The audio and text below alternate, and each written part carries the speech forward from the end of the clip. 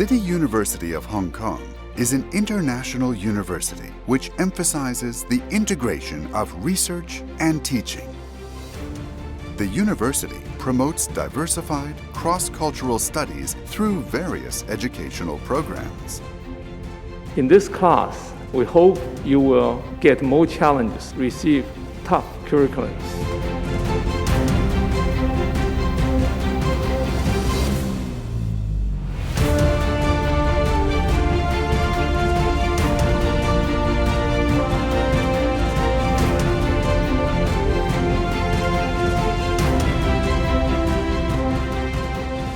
To promote our educational vision, City University of Hong Kong produced a series called Beyond Boundaries, Dialogue with Presidents of World's Leading Educational Institutions.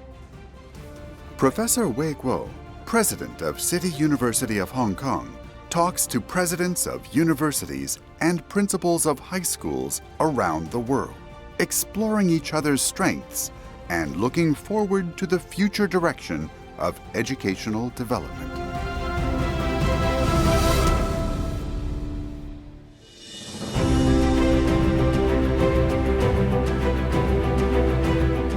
In the first episode, President Way Kuo takes us to the University of Cape Town in South Africa to learn from its history, to see how it has developed into one of the best universities in Africa.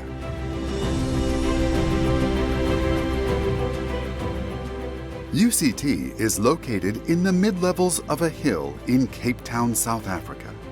It is the oldest higher education institution in this country.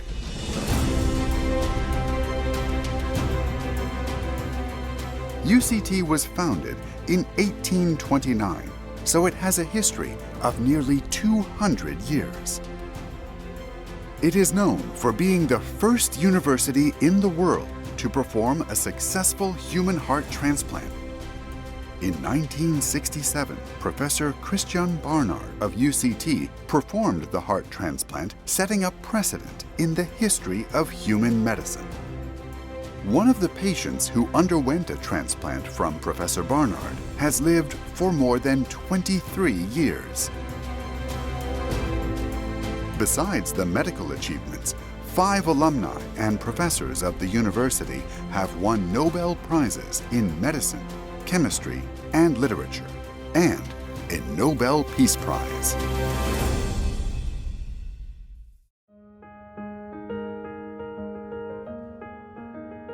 UCT was also well known for being a strong force against apartheid in South Africa.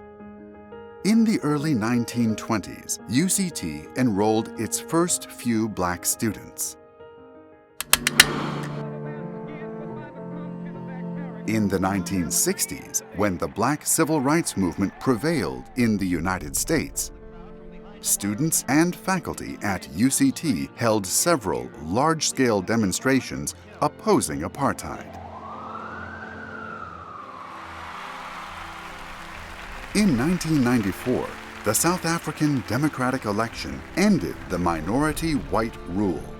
The new government abolished the apartheid policy and promoted changes in student composition and faculty in the universities.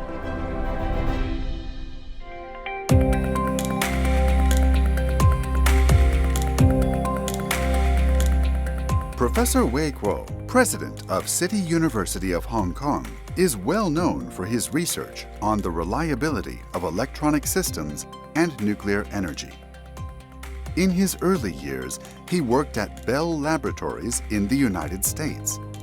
He was one of the few Chinese scholars who held the position of department head and dean of the School of Engineering in an American university, and was conferred academicians in various countries.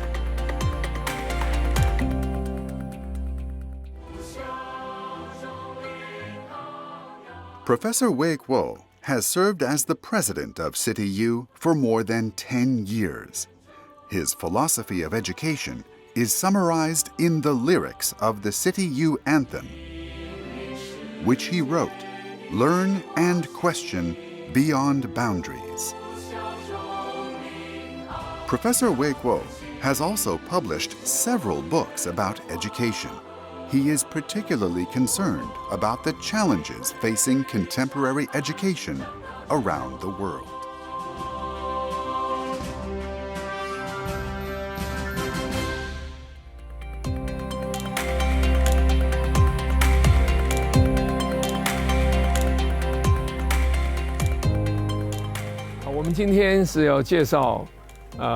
Professor Phakeng， 他是非洲开普敦大学的校长。开普敦大学是非洲最好的大学，也是世界上非常有名的大学。Welcome, Professor, Vice-Chancellor, President Phakeng. Thank you. It's good to have you here. Thank you very much. Your university is really renowned in many ways. Yes, we are very fortunate to have some of the top scholars in many different areas of study. Many areas, yeah.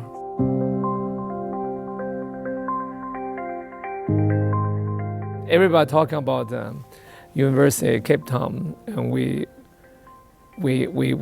are referring to this the heart transplant pioneer, Yes. Barnard. Yes, Chris Barnard was a pioneer in heart transplant. And of course, the story is very interesting that what he did with the heart transplant was serendipitous. It wasn't necessarily planned. But what's interesting is that in May this year, in Italy, it was discovered that someone who had their valves replaced back in 1969 in Grote Schuur, in the hospital where Chris Barnard performed the first heart transplant. The woman is still alive with that valve that was replaced at the hospital.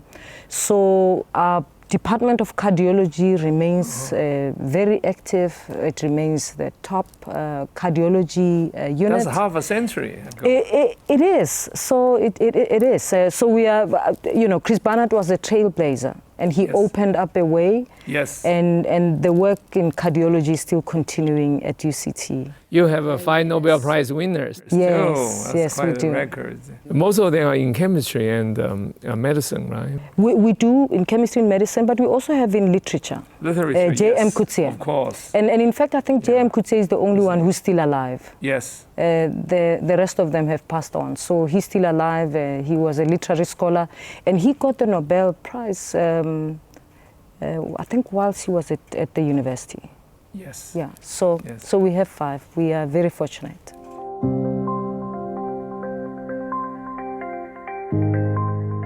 We're looking at the strategic plan of university. Can you share some lights?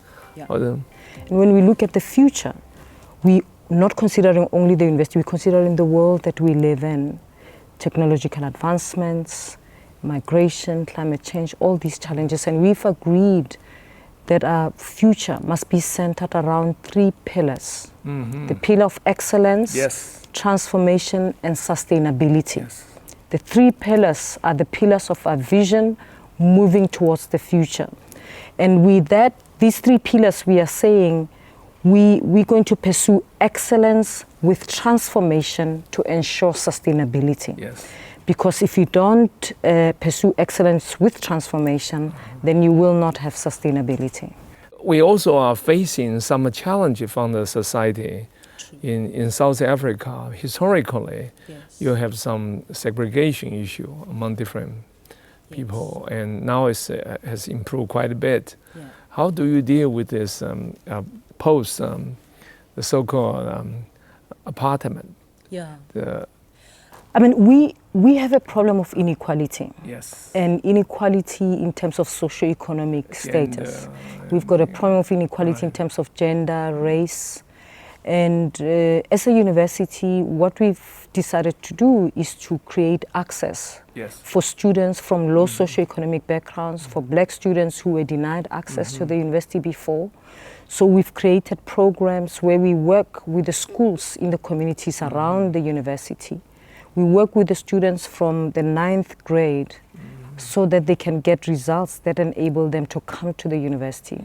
And when they come into the university, we offer them generous support not just financial, but also academic, to make sure that they succeed. Because we want to make sure that we don't just bring them into the university and there's no success. So we're doing that to assist with the transformation in terms of our student body, but in terms of also uplifting the community around us. We also have programs to support academics, women academics, and academics from the designated groups, the black academics. But the interesting thing, President, that you should know is that we, starting this year, we have a leadership of the university. The Vice-Chancellor and the Deputy Vice-Chancellor are all women. Great. And the interesting thing is, when we started recruiting, we didn't go out saying we're looking for women. We said we're looking for excellent leaders. Yes, of and course. They turned out to be women. Yeah. Well, sometime very soon, the men will be under control of women. Please be nice to us. Good to see that. Yes. So it came out very naturally. It did. And also internationally, we look for all kind of parity and to give people equal opportunity to excel, really for the betterment of the society. Although the University of Cape Town experienced the impact of colonial governance and apartheid policies, it still has had outstanding academic achievements and diversified and internationalized development.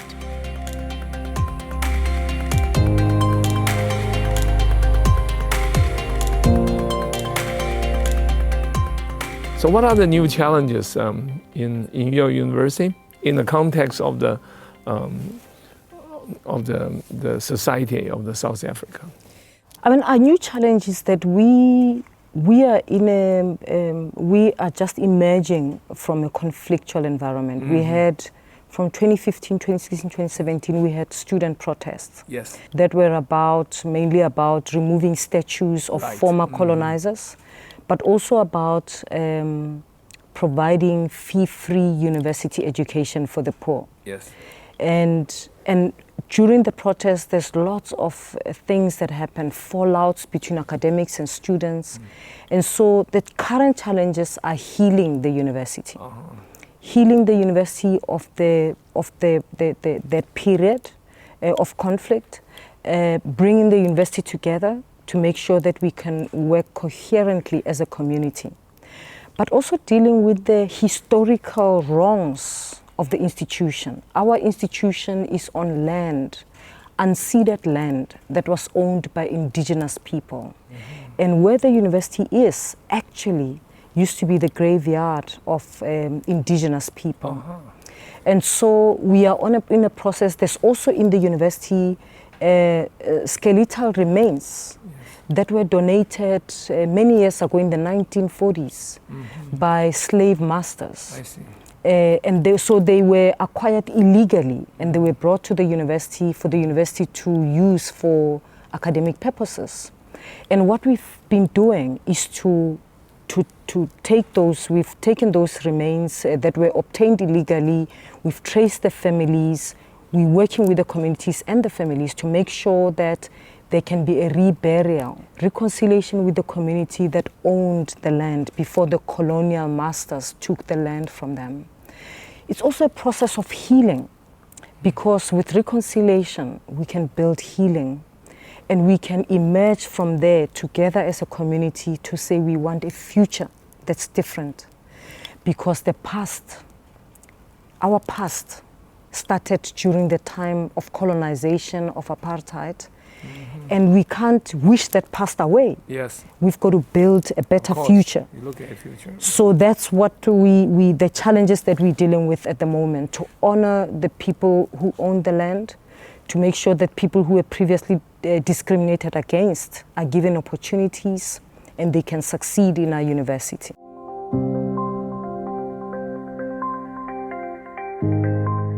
So university is really a place not just to educate the students, but also have a lot of social responsibility. Very true. Look for the society to look together Also, we talk about internationalization. Yes. I think your university is doing really well. Yeah. You have students from all over the world. Diversity in our university is important because if you don't have internationalization in the university, then your students will not be open-minded. Our view is that our students, we want to produce graduates who are not only scientifically and technologically skilled, but they can also hold their own anywhere else in the world. But they can only do that if they get an experience of interacting with people from different countries, different cultures, whilst they are on campus. In my opinion, what internationalization really means to have an exchange of ideas. Absolutely. And to have role models from different communities. Absolutely.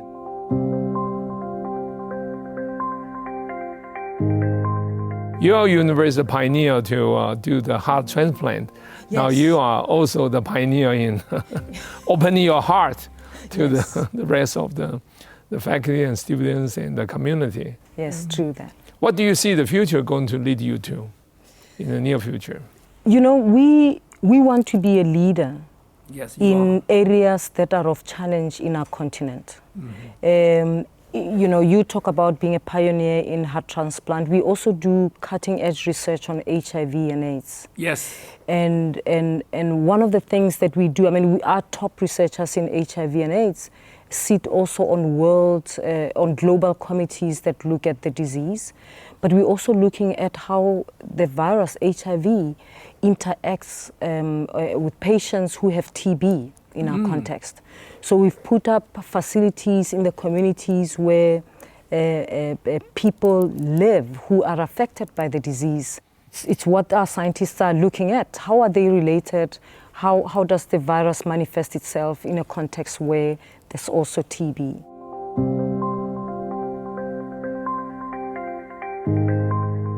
As a mathematics teacher, as your background, how do you see that would be plugged into the leadership and management of a university? You are very analytical. Yeah, well, I mean, when we look, as a Vice-Chancellor, when I looked at how do we put together a leadership team, I thought we needed diverse skills. So in the leadership team, you have me, where my specialist subject is mathematics education, and we have someone who's a historian. We have a lawyer. Yes. And we have a biochemical engineer. So 4 of us, the women, that's our disciplines. And so you get different ways of looking at the problem. So we're talking about multidisciplinary research. Yeah. In fact, in reality, we need multiple talents to be in the leadership team. We do. In particular, the university community is getting very complex today. It is. Both domestic and outside the local community.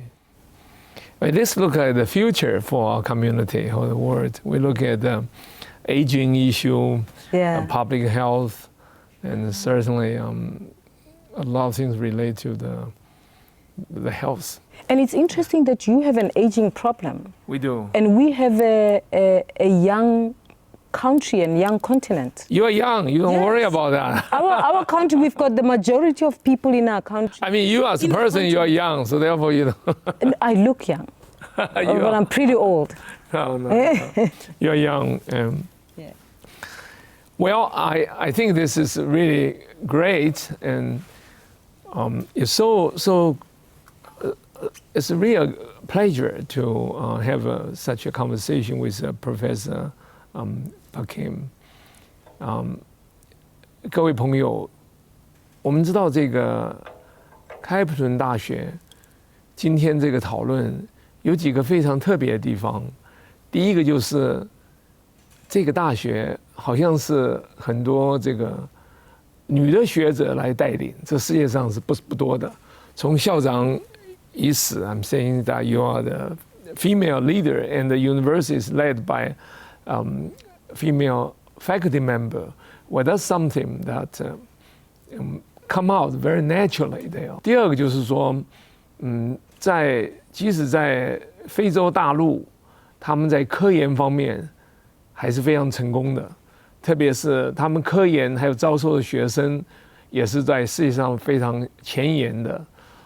在历史上，他们有这个心脏移植方面的这些研究，到最近他们做艾滋病的研究，都是世界上非常前沿。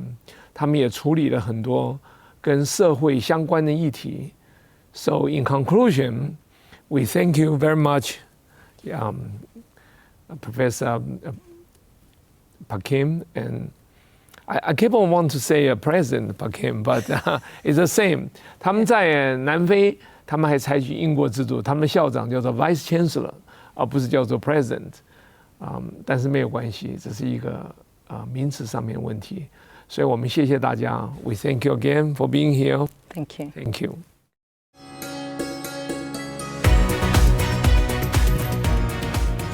In the next episode, we will visit Delhi, India, to see a world-class education institution, which has great achievements in science and engineering. The Indian Institute of Technology, Delhi.